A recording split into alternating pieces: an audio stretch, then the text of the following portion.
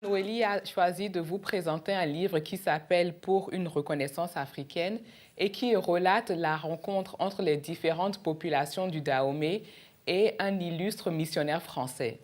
Alors, le père Opierre arrive au Bénin, anciennement Dahomey, dans les années 1930, tout juste âgé de 26 ans. Oui. À cette époque, cette petite région du Dahomey avait une sinistre réputation. Oui, tout à fait. Aucun missionnaire ne voulait venir parce que la zone était célèbre pour ses sacrifices humains.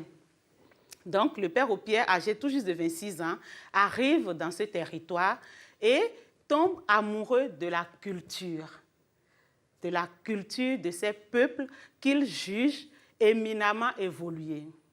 Contre toute attente, donc, il renonce presque à sa mission d'évangélisation avec tout le discours paternaliste de civilisation des populations sauvages et décide d'enclencher une action à contre-courant, c'est-à-dire d'informer les populations occidentales sur le niveau d'évolution et l'esthétique culturelle des populations du Dahomey qu'il découvre alors dans les années 1930. Donc il avait une démarche d'anthropologue.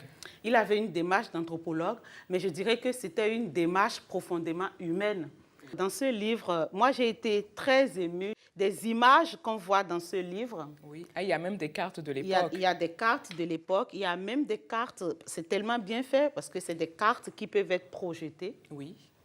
Donc c'est un livre à portée profondément pédagogique. Mais c'est surtout les images qui sont impressionnantes. Vous voyez là, on a des masques Guélédé. Là, par exemple, ce masque-là, il date de 1927. Ah, d'accord.